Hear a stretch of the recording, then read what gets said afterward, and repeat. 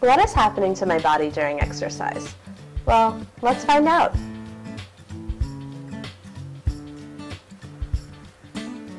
Resting skeletal muscles have low energy expenditure. In fact, resting muscles consume only about 25% of whole body energy expenditure. In the fed state, or the period characterized by high levels of nutrients following a meal, the body uses mostly glucose for energy. In the fasting state, or the period when nutrients are depleted after a meal, the body uses mostly fat for energy.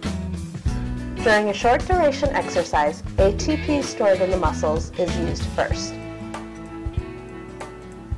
Next, ATP is formed using creatine phosphate and ADP. But what does this mean? In the anaerobic phosphagen system, creatine phosphate transfers its phosphate to ADP to form one ATP, leaving unphosphorylated creatine. This process is catalyzed by the enzyme creatine kinase. This reaction is reversible and will proceed in either direction depending on the needs of the cell.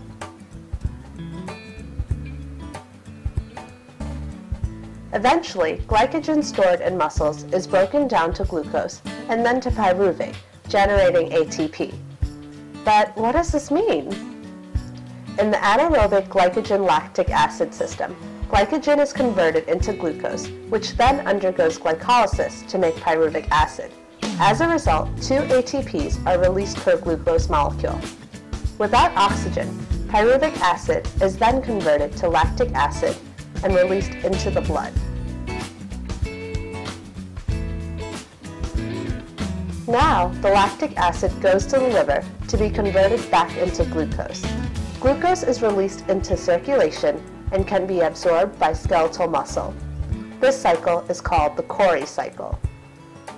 In prolonged duration exercise, ATP is generated by aerobic respiration in the mitochondria. But what does this mean? In aerobic respiration, the pyruvic acid from glycolysis enters the cell mitochondria and is oxidized in the Krebs cycle, generating a total of 30 to 38 ATP molecules. Created using Powtoon.